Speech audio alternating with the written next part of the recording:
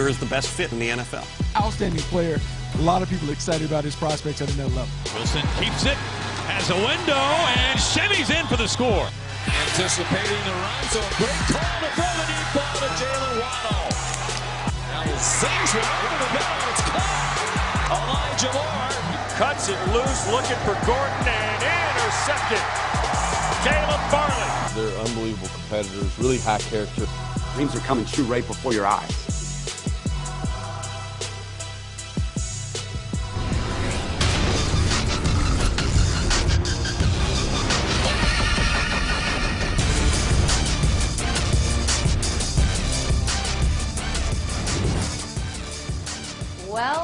Well, looks like another Mock Draft Live is going down on NFL Network. I'm Colleen Wolfe with Bucky Brooks, and Daniel Jeremiah is coming in hot, dropping his new mock. It's his glorious return to Mock Draft Live, the big 3.0 day, DJ. So give me a little clickbait off the top here. Well, if you like quarterbacks, don't blink. That's my advice, because it's going to go fast. I can't believe you guys aren't doing more of these mocks. I mean, listen, a mock 15.0, that would be wild, but we're good with the 3.0 right now. So we know where you're headed right off the top. Let's start with that quarterback there. Same name across the board, Trevor Lawrence to the Jags. Yeah, it's going to be start to finish, wire to wire here for Trevor Lawrence. In my opinion, he's the best player in the draft. Look, Urban Meyer didn't take this job without knowing he could get a player at the most important position of this caliber. It's an elite skill set, the size, the arm strength, the athleticism, the character, the leadership. I could go on and on. He checks every box. He does check off all the boxes. He's exactly what the Jacksonville Jaguars needs. He's a franchise quarterback, someone that can take them back to prominence. Well, I guess we don't have to wonder what the Jets are going to do with Sam Darnold anymore now that he's a Panther. So which quarterback does DJ have rocking with the Jets? Zach on a three-step, goes deep down the far side. It is Daxville makes the catch with another BYU touchdown. Quarterback draw, 15-10, a dive and a score! Directed subtraction. Leaping tacklers. Wilson keeps it, has a window, and shimmies in for the score. Touchdown Cougars! So, DJ, why Zach Wilson? Why is he the choice for the Jets? Well, Colleen, I think he's the most natural thrower of anybody in this draft class, and I would probably even include Trevor Lawrence, just in terms of how the ball comes out of his hand. He can make every type of throw that you want. You talk about on schedule, off schedule. We've seen him in the play-action game, which is going to be heavily featured with Mike LaFleur there with the New York Jets. So I think it's a scheme fit. I think the skill set is special. The durability would be the one concern there. He's not the biggest guy, but man, he is an exciting, fun player to watch and begins a new era of Jet football. Yeah, I think he is the right pick for the New York Jets. You look at how he was able to play at BYU. Quick rhythm passer, very natural in how he goes about the process. Plus, he has the athleticism.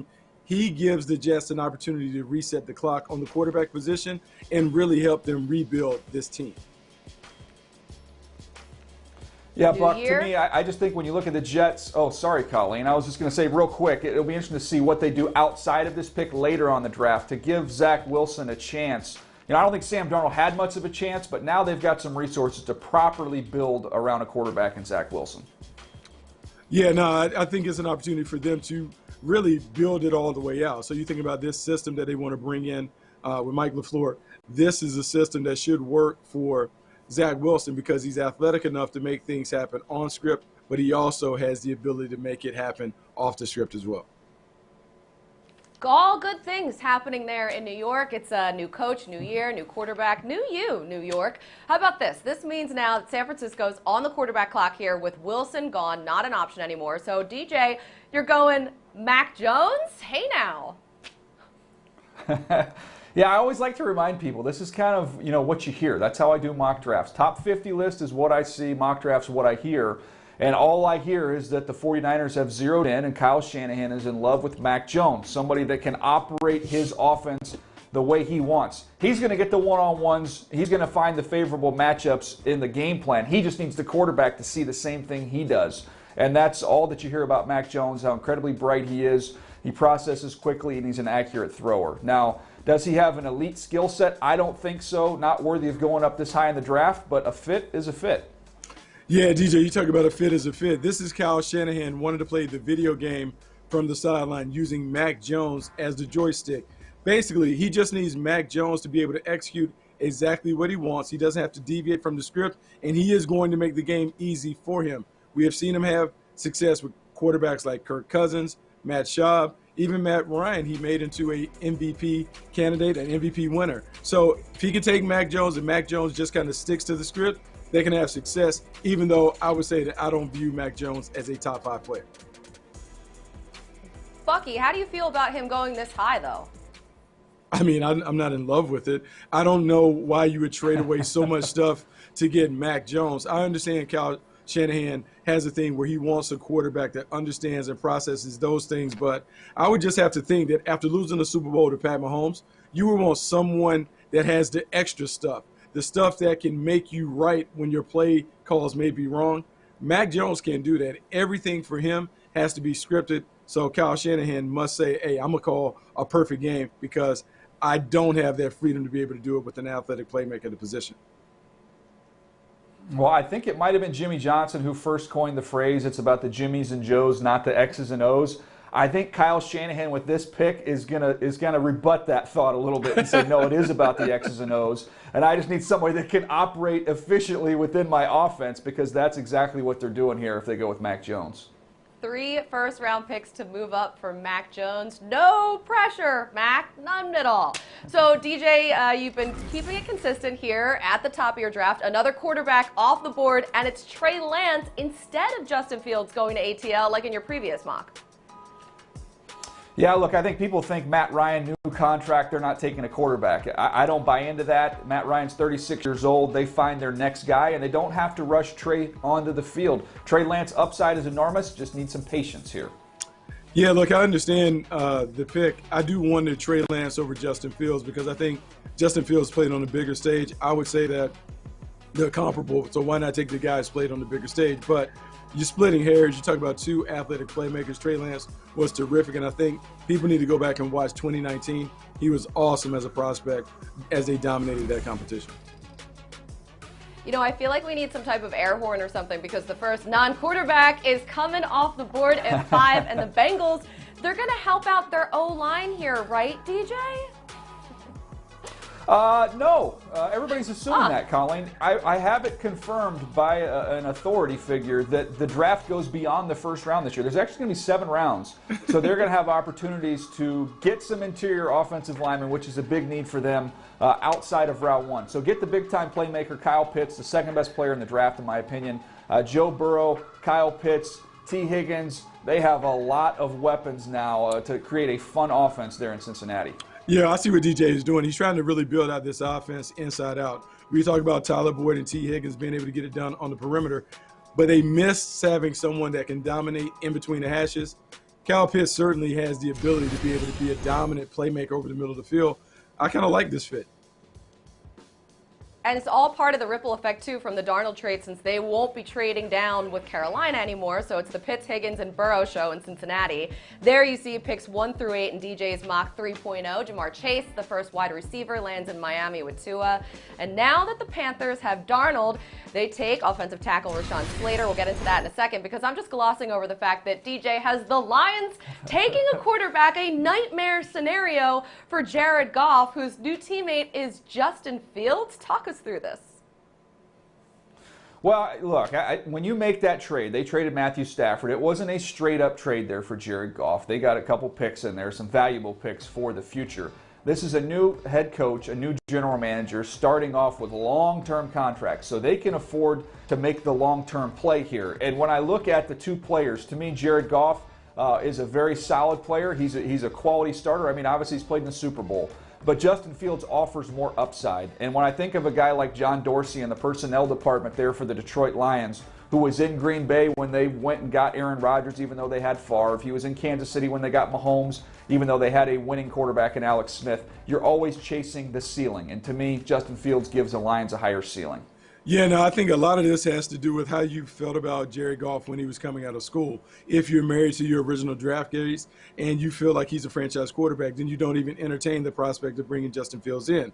However, if you don't feel like that after watching him play 4 or 5 years in the league, I think this is a smart, sensible pick for the Detroit Lions. You talk about a guy who is talented, big-time athlete, can really enhance what you want to do offensively. Justin Fields is worthy of being a top 7, a top 5 pick. So if he comes and he's within range for the Detroit Lions, I think you have to entertain the possibility of adding the quarterback to the roster. Lots of needs for the Lions, but make way for the Jared and Justin show in Detroit. 5 quarterbacks gone in the first 7 picks here. And speaking of quarterbacks, DJ has the Panthers picking up a player to protect their new man, Sam Darnold, with Rashawn Slater. Yeah, look, I think Slater, Sewell, teams are split on that, but I think either one of them is an upgrade for the Carolina Panthers, and Sam Darnold would stamp his approval. I mean, he absolutely will appreciate having someone that can protect him. It's all about getting Sam Darnold up and running. They're invested in him, so let's make sure we build and protect him to give him a chance to really be the player that many within their organization thinks that he can be. That trade for Darnold changes a lot of things with the draft dominoes. We'll take you through how DJ sees the rest of this draft shaping up next. Coming up on Mock Draft Live, the Cowboys, Giants, and Eagles all picked right in a row. How fitting. What direction does DJ have those teams going in? Find out when we return.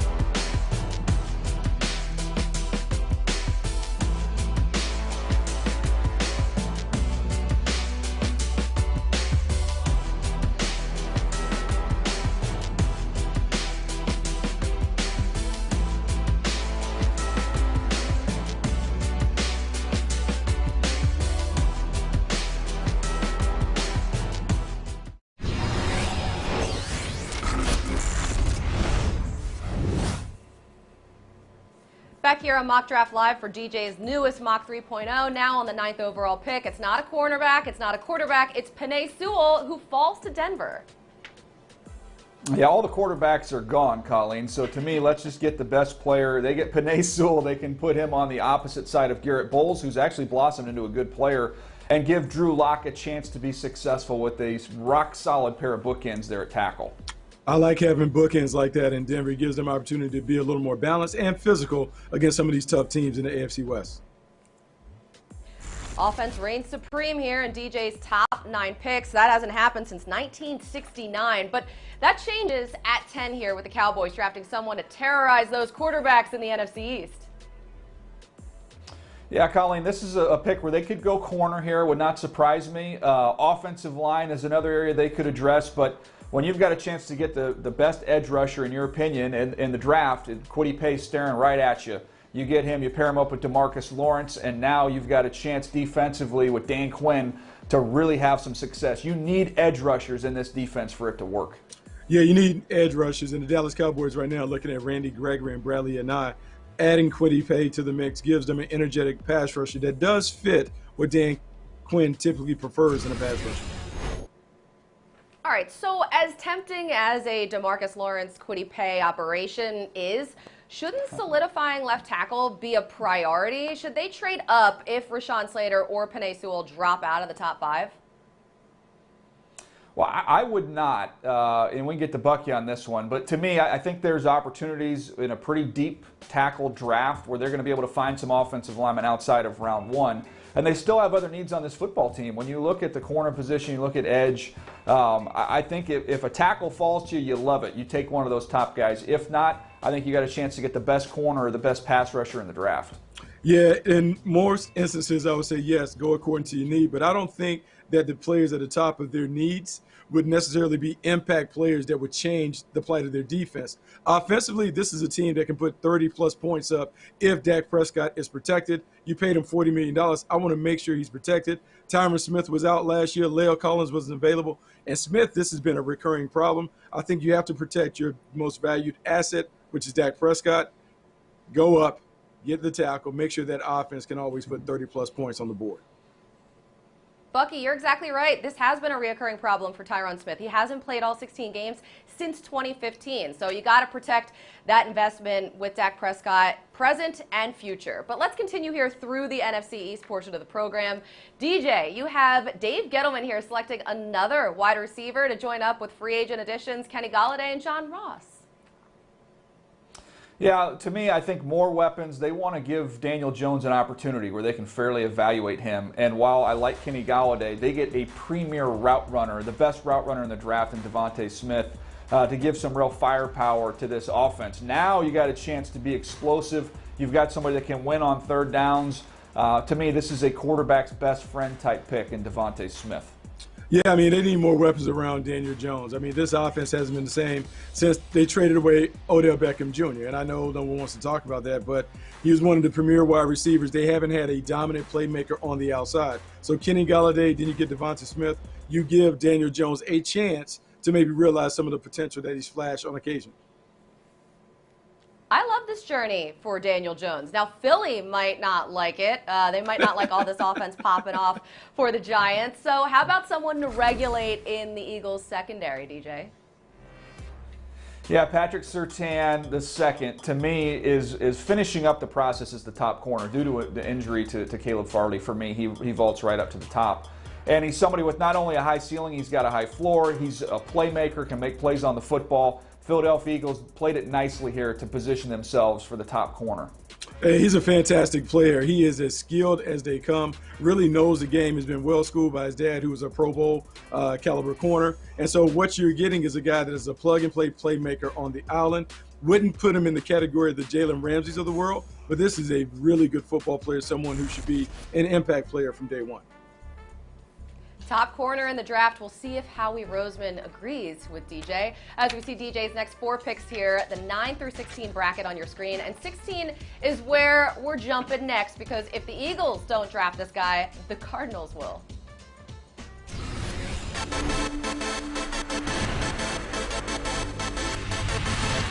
I do think I am the best wide receiver in the draft class. Jalen Waddle.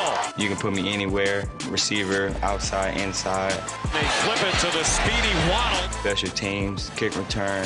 So dangerous in the open field. If there's a big play out there, I think I can make it. Gets behind the defenders for another touchdown.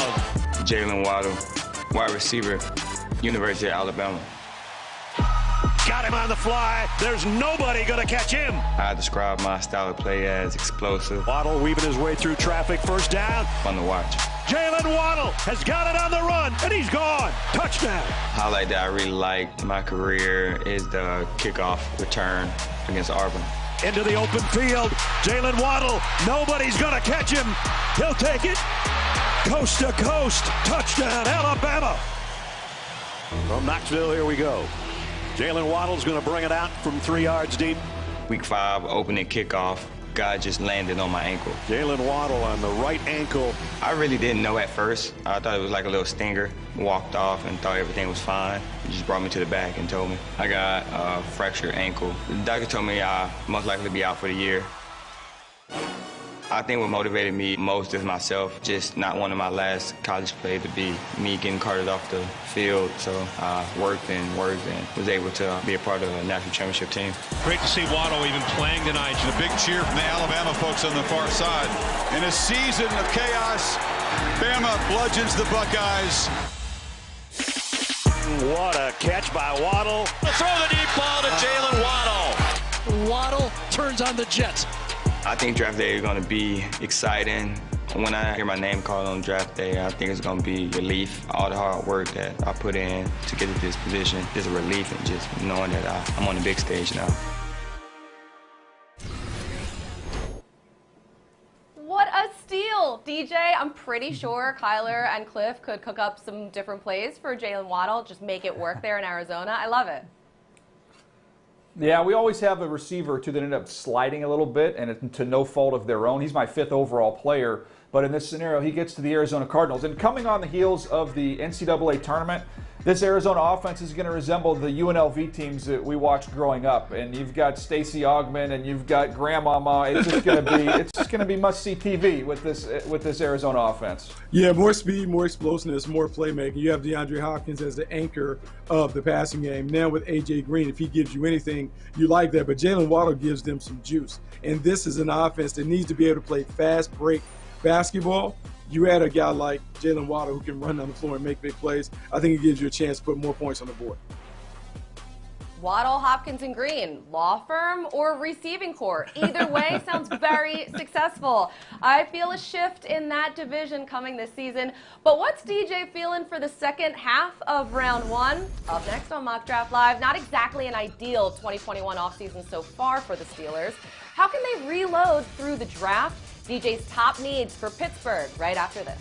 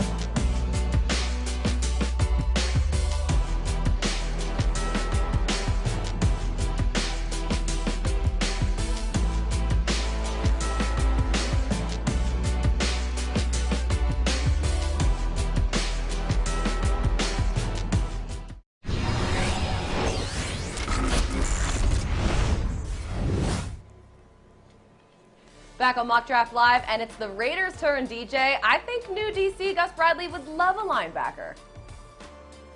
He loves linebackers that can run and cover, Colleen, and Jeremiah Owusu-Koramoah out of Notre Dame can do that and do that extremely well. You can line him up. He can cover in the slot, be your big nickel. There's a lot of roles that he could play in that Gus Bradley defense for the Raiders. DJ, every elite defense has someone that can occupy that role as the big nickel. Owusu-Koramoah certainly can do that for the Raiders. JOK and AOK edition in Vegas. Somebody take this mic away from me. I can't be trusted. Quick, DJ, give me your Miami pick. Yeah, Miami doesn't have to go far. Just a tank of gas to bring in their pick here at 18. And Gregory Rousseau, who is tall, he's very long, and I know at the workout he got dinged because he's a little bit stiff. But this is somebody that if you look at the 10 time, it shows you how much ground he can cover. And the production, 1 year as a starter, 15.5 sacks. I think it's a good value here for the Fins. Yeah, great value for the Fins. And when you think about Rousseau, his best football is ahead of him. He's a guy who has the length, he has the explosiveness when it comes to being able to rush off the edge. Brian Flores would like to have someone that can do that for his defense. Rousseau certainly can grow into being a dominant pass rusher. So Rousseau fills a huge need for the Dolphins. Let's move to the football team, DJ, where you've slotted Washington to focus on that offensive line there with Elijah Vera-Tucker. Yeah, Elijah Vera-Tucker is a really good value if he were to get to this point in the draft. I think you could see him go, all the way up there, maybe to pick 13 with the Los Angeles Chargers. But he played left guard in 2019, then kicked out to left tackle in 2020, and was outstanding in both roles. And I think for Washington, he has the ability to play some left tackle for them early on before they can find their long-term solution there. You can kick him inside. He'll be an all-pro guard. Yeah, I actually like this because it goes in line with the identity of the Washington football team. They want to be a rough and rugged football team. Vera-Tucker can move people off the ball. He moves the furniture around the living room. I like this pick. If he goes to the Washington football team, it should upgrade their running game and also provide better pass protection for Fitzmagic.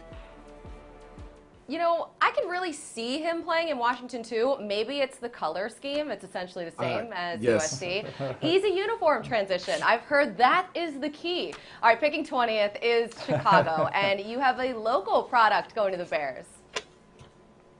Yeah, they could go offensive line here. I wouldn't rule out the Bears potentially moving up if one of these quarterbacks were to slide. But in this scenario, they stay right there. Greg Newsome from Northwestern, a plug-and-play corner who had a phenomenal pro day that really alleviated the only concern you had, which was that pure top speed, because we know he can find and play the football. But he answered that test at the pro day. So to me, plug and play, a position of need makes sense there for the Bears. It does make a tremendous amount of sense for the Bears to take a big-time player like this. What I like about Newsome is he doesn't have many flaws in his game. He can do whatever you want to see the corner do, man, zone. He can press, he can play off, he can bail. He has all of those tools in his toolbox. And by the way, he's a really, really good athlete. That also gives him a chance to match up with some of those top receivers in the division. All right, so let's get a better look here at picks 17 through 24 up on the screen. And a lot of vowels. That's what I'm seeing here. Christian Darrisaw, he goes to Indy's O-line to play with Carson Wentz. The Jets pick up linebacker Azeez Ojulari. And the Steelers, well, let's have a little breakout here on Pittsburgh. DJ, let's play that song because it's DJ's playlist. We're spinning through the Steelers' top needs. I'm just going to connect the dots here and assume that their number one need is the offensive line since you went with Tevin Jenkins.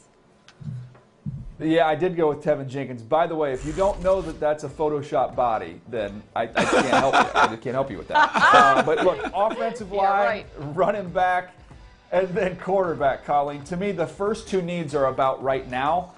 You brought Ben Roethlisberger back because you're trying to chase a trophy. So those first two needs help you do that. The third one is the eventual replacement there at the most important position. So when we look at the offensive line, I have Tevin Jenkins going here. See him playing here at right tackle. Some believe he'll kick inside to guard. But when you look at all the losses the Steelers had in the offseason due to retirement and losses via free agency, they've got some holes to fill up there along that offensive line. They have to refine their identity. They have to reclaim their identity. If they're the rough and tumble Pittsburgh Steelers that we've known for the past 30 years, they got to be better up front at the line of scrimmage. They couldn't run the football when they needed to. And to me, that's just a lack of physicality and toughness. You have to address it with the offensive line. You have to be able to move people in that division. They can't move people. That's why they've fallen behind Baltimore and Cleveland, respectively. Well, bolstering that offensive line will definitely help with the next need on your playlist, DJ. Yeah, again, it's about right now, and to me, the running back position, they haven't been physical, they haven't been able to run the football, and part of that's on the offensive line. The other thing is they just haven't been very explosive in the backfield. So we can go, let's say second, maybe you get lucky, get him in the third round, but Michael Carter here from Bucky's Tar Heels, they have two running backs there, Javonte Williams, Michael Carter. I think they're kind of in between the opportunity to get Javonte, but I think Michael Carter plug right in would be an upgrade and give them some juice. They desperately need it. Yeah, they definitely need some juice. Too often we saw this team get in short yardage situations. They couldn't get it on the ground. They were forced to throw it when everyone in the stadium knew they couldn't run it. That's a problem. They have to have more balance in 2021. Running back's sort of just been like a CD that just keeps skipping there in Pittsburgh. I know, it's a very current reference. I lead the league in those. Next song, your third need for the Steelers, and you're staying in the offensive genre.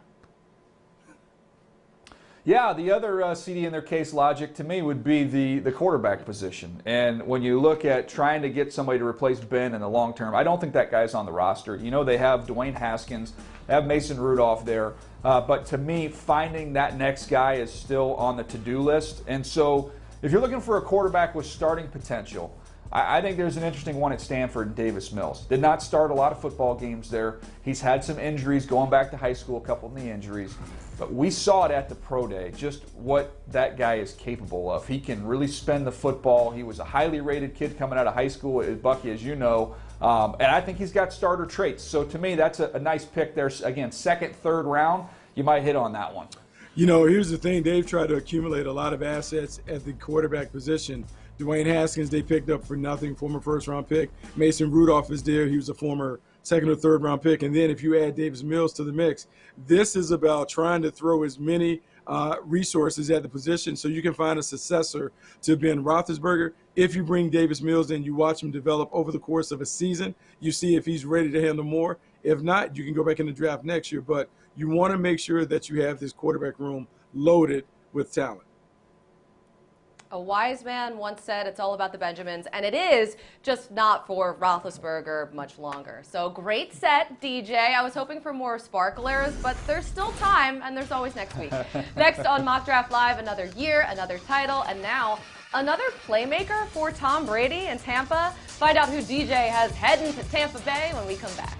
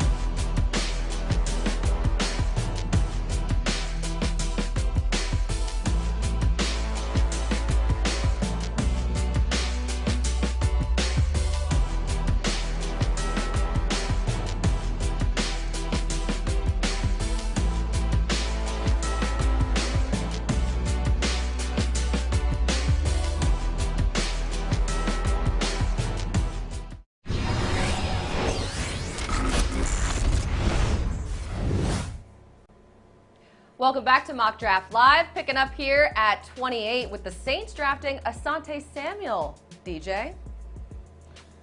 Yeah, look, the bloodlines are good there. Obviously, it was around his father when I was working with the Philadelphia Eagles. Ball skills are a family tradition, and his quickness and awareness is just like his dad. So to me, it's a great fit there with the Saints. Get somebody that can make some plays. He is a playmaker extraordinaire, great instincts, awareness, just like his dad. He's going to make plays. He is going to turn the ball over for the defense.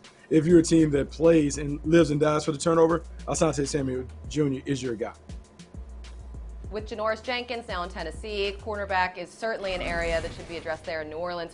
Cruising right along, though, DJ, and Jeopardy fans will appreciate you protecting their future host with the Packers' first-round pick. Yeah, what is a center, Colleen? That is the best center in the draft, Landon Dickerson, who would go higher than this as a locked first-rounder if not for injuries, coming off of an ACL. But when you're watching pro day coverage and you see him doing cartwheels behind the interviewee, I begin to think that maybe he's recovering a little bit ahead of schedule. Yeah, I believe that he's also recovering fast. And I love what you're talking about, DJ, in terms of getting a pivot.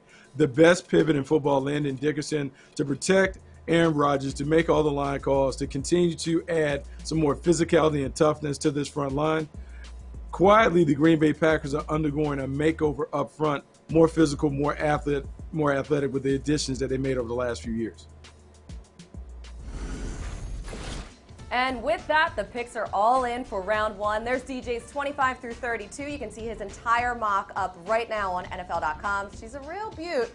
But let's take the analysis one step further here with our former NFL GM and friend, Scott Pioli. Scott's scouting hat, it is always on. It's definitely on today. And I want to start with the cool kids table, the quarterbacks, specifically Zach Wilson, who DJ has going to the Jets.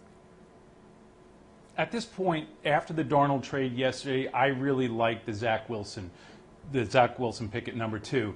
Again, Wilson has the tools, he has the intelligence, he has the playmaking ability. The one concern to me is that he doesn't have a great deal of production against top talent, but we're going to find out very soon. The other thing that I did like about Zach Wilson is that he had a terrific pro day, and as we know, every quarterback should have a terrific pro day and or private workout, because everything is scripted for them to be successful in the most comfortable environment possible. My one concern, again, goes back to Zach Wilson, is what is he going to do and how is he going to do it in the NFL, because NFL quarterback is extremely uncomfortable, Colleen. Yeah, Scott, to me, look, it's going to be an adjustment. I think for all these quarterbacks, obviously, when you make that leap up. And unfortunately for Zach, we didn't get a chance to see him against some better competition this year. I think he would have been up to the challenge. He was fully healthy coming off of that shoulder surgery. He wasn't totally healthy in 2019. But what I saw in 2020, I think, is what the Jets saw. This guy is an elite thrower, somebody that can move around and make plays on and off schedule. And I think the Jets are going to get a chance to have a premier quarterback for a long time. Just be patient. It's going to take a little bit to adjust. It's a brand new day in New York, a whole new chapter. Scott, how about this? What have you seen from Patrick Surtain, the cornerback who DJ mocked to the Eagles? I absolutely love Pat Surtain. You know, some people are a little skeptical about his speed. I think the speed is absolutely fine, not just because of his time, because I've seen his playing speed. I've seen him up and close. I've seen him in practice, in games. This is one of my favorite players in this draft, because the other thing that Pat Surtain has, in addition to his better than good speed, is his long arms and his anticipation, which gives him greater overall playing speed. The other thing I love about him is his fundamentals, and his technique is incredible. He can play press, he can play off, and here's a guy who's been under a lot of pressure his entire life because he is the son of his dad. There's been a lot of pressure, and he has performed on every level, on every stage, in one of the toughest programs in the country, in the toughest conference in the country, and done nothing but be successful. I absolutely love this player, and I love the pick that DJ's given to the Eagles here. You know, Scott, I think the Philadelphia Eagles, when they moved back from 6 to 12, collecting a first rounder in the 2022 draft, I think they have it with a couple positions in mind. They got a chance to get the top edge rusher or potentially the top corner in the draft. And in this scenario, I have them going with Surtain, who is going to end up as a top corner for most teams. And I think not only you talk about the ceiling and the ability that he has, but the floor is very high. And the Philadelphia Eagles, to me, park this one right in the middle of the fairway and get a big-time corner to put opposite of Darius Slay. Patrick, you're going to love Philadelphia. What they lack in patience, they make up for in sandwiches. It's great. We're going to keep it with the corners here, Scott. What's your take on Kentucky's Kelvin Joseph, who is heading to the Chiefs, according to DJ? Yeah, Kelvin, this is an interesting pick. Again, he started off at LSU, played mostly special teams in 2018, got himself suspended at the end of the season for their bowl game, transferred to Kentucky in 19, had to sit that season out. And I think it's very important to talk about his background. Coming into this season, he decided to play and then opt out. So to me, we don't know an awful lot about this football player. Here's what we do know. He's got terrific skills. He's got terrific tools.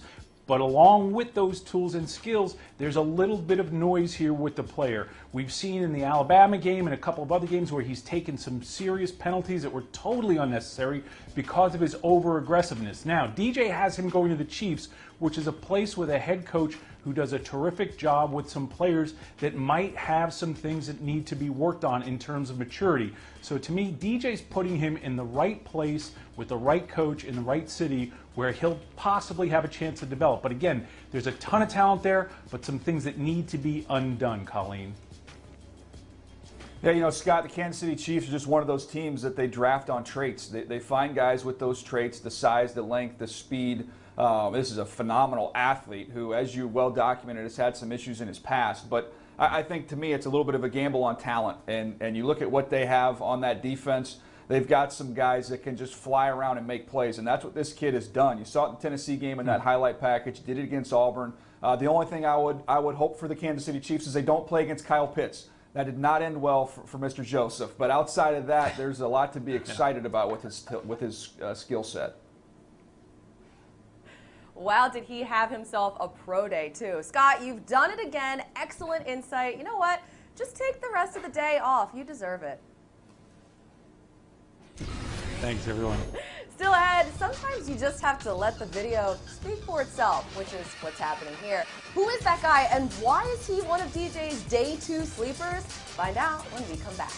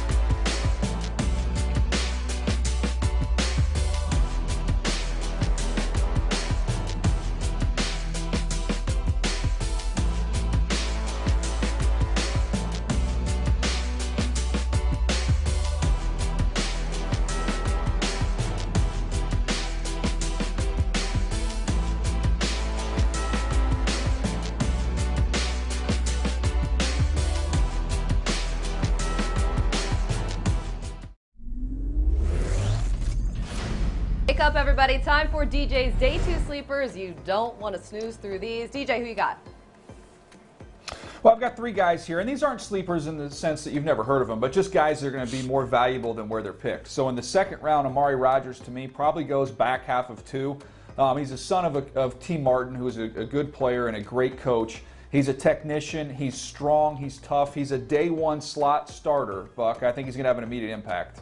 He will have an immediate impact. And DJ, I would not discount his ability to get into the backfield and maybe play a little running back. He's one of those wing back types who could have a huge impact at the next level. Yeah, we saw a little bit of that there at the Pro Day. So we get to the next one here. Let's go to UCLA, Osa Odigizua. Remember his brother coming out a few years back. Osa is a fun player to watch because he's a little bit shorter, but he has tremendously long arms, which allows him to both play with leverage and power. So guys do not get into him, and he can get underneath your pads and drive you back to the quarterback. He resets the line of scrimmage in the run game. He's a fun player, I think, again, probably round 2 or 3 is where he goes off the board. You know, DJ, when you watch Osa, the one thing that stands out to me is he's a perfect fit in a one-gap penetrating defense. First step quickness. You talked about the arm length. He has an ability to slip through cracks, and he's disruptive in the backfield. Right scheme, we could talk about this guy for a long time in the league. All right, Buck, last one is my favorite player in the draft. It should be everybody's favorite player because of what you're seeing right here. Quinn Miners, we got introduced to him at the Senior Bowl, Wisconsin Whitewater. This is his workout here in the offseason. I believe it's up at a fishery in Canada. And so when you're splitting logs and then you get on the line of scrimmage and you uproot guys and dump them as he did at the Senior Bowl, I'm in. I mean, just give me some weights, give me some jugs to lift, and I'm in. I mean, I can't say that I want to sign up for that kind of workout, but I think it works well on him. His week down at the Senior Bowl really confirmed his status as a day 2 pick. I think he has a chance.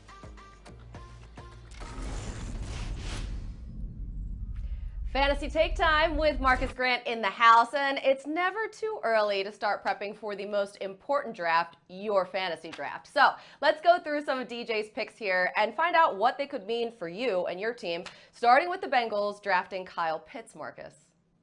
I can't see a spot where Kyle Pitts doesn't fit. I mean, you know, maybe Kansas City, maybe San Francisco, somewhere like that, where already they have a lockdown solid tight end. But, you know, in Cincinnati, I think there's a really good opportunity for him. I mean, I'm curious to see where he might line up alongside T. Higgins and Tyler Boyd. But there are a lot of targets available with A.J. Green now in Arizona, about 100 targets still available. And I would think that Pitts is going to absorb quite a few of those. On top of it, I expect this to continue to be a high-volume passing offense. I expect the Bengals to continue to play from behind. So I think Kyle Pitts is one of those rare rookie tight ends that can make an impact for you in year 1. Ooh, everybody is going to be taking him so early in mocks and real mocks coming up. All right, so the Giants offense, let's talk about them because they become even more interesting here with Marcus, with Devonta Smith in the mix. What do you think about that fantasy-wise? Yeah, not a fan for fantasy. And I know last week I think we talked about mocking him to the Lions where there was a lot more opportunity. There are a lot more targets available. I mean, I think for the Giants and for Daniel Jones in particular, sure, you'd love to have a guy like Devonta Smith. But look, the Giants just went out, they just added Kenny Golladay to put him alongside Darius Slayton and Sterling Shepard. Evan Ingram is still there. Saquon Barkley is back. All those guys need targets. So while this is great for Daniel Jones and the Giants offense, it just feels like there are a lot of people for Smith to have to compete with in terms to get real opportunity in New York. Better in reality, maybe not fantasy. Okay, how about this one? Jalen Waddle to the Cardinals. Should I temper my excitement here, or what's the fantasy impact? I mean, I want to temper my excitement, but I kind of like this fit a whole lot because the Cardinals really have been in need of a consistent deep threat for a while. Waddle could certainly be that. I mean, Christian Kirk has never quite panned out to be the player I think they thought he would be. But even if they don't make him an outside receiver and have him just stretch the field, really could be a nightmare matchup in the slot since Larry Fitzgerald isn't there anymore in Arizona. So I think there's some opportunities for him there. There's no clear-cut wide receiver 2 behind DeAndre Hopkins. So Waddle could step in there and really make an impact right away in Cliff Kingsbury and Kyler Murray's offense. I'm already so high on the Cardinals with this mock move. Like, I need to chill out. I need that to happen. Finally, last pick here of the first round. Where are you on Elijah Moore in the Bucs offense? You know, I feel like if he was to go to Tampa Bay, this might be more of a win save for Chris Godwin than I think it would be specifically for Elijah Moore. I think what would happen is you would see Moore kind of move into the slot. That would move Godwin outside. And the reason I say it's a win for Godwin, we thought last year that Tom Brady was just going to pepper his slot receiver with targets like he did for so many years in New England. That didn't happen. He really was throwing the ball to the outside. He targeted the slot at the 7th lowest rate among starting quarterbacks. So I think for Moore, it's a nice opportunity with a very good team, but I don't think it necessarily portends for him having a ton of fantasy value right away. They're going to have to put more money in that Cannon budget because whatever they have now, it ain't enough. Marcus, you are my fantasy doula. Thank you. Thank you. So we're not done yet with Mock Draft Live, guys. No. We want a bold prediction, so we're going to get real bold here. But one that actually makes a little sense. Find out what DJ comes up with next.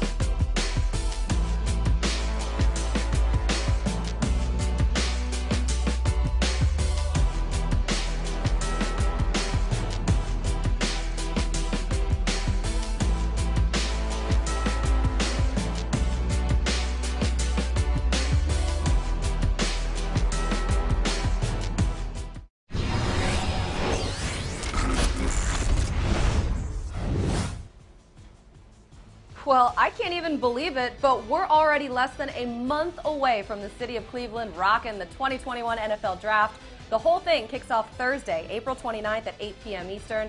Don't miss a thing. You can watch the entire draft right here on NFL Network. All right, DJ, I'd like you to stop making so much sense because you've made so much sense this entire show, but I know that's impossible. So give me your incredibly plausible, bold prediction for this year's draft. Well, first of all, check my mentions. You'll find there's a few disagreements. I'm going to wait. First of all, hold on. Let me make sure. Okay, Maurice Jones-Drew's not here. No running backs in the first round is my bold prediction here. I have 3 of them personally in my top 32 players. But when I talk to teams and general managers around the league and we talk about running backs, yeah, they like these top guys, but none of them say they want to take one in the first round. So I think there's a very real possibility we don't see one go in round 1. Well, yeah, the nerds finally got to him. They finally beat him down, and general managers are now convinced that you don't have to take a running back in the first round. I think this year, though, it might make sense because supply and demand. There are so many talented running backs in this draft class that you can find a position that might be a little thinner, and then you're able to readdress the running back position later. I hate to agree. I know MJD is going to be mad at us, but there might not be a running back that goes off the board in the first 32 picks. MJD is already on his way over to your house. He will have plenty of time to air his grievances next week because his mock draft is coming up next Tuesday. We know the running back love, the Bruin love, it will all be very strong. 5 running backs in the first 15 picks. We have to know that going in. Bucky, DJ, great time today. You guys should really do this for a living. You're really good at it. Mock Draft Live is back next Tuesday, 8 p.m. Eastern. Lock it in and lock it up. Until next time.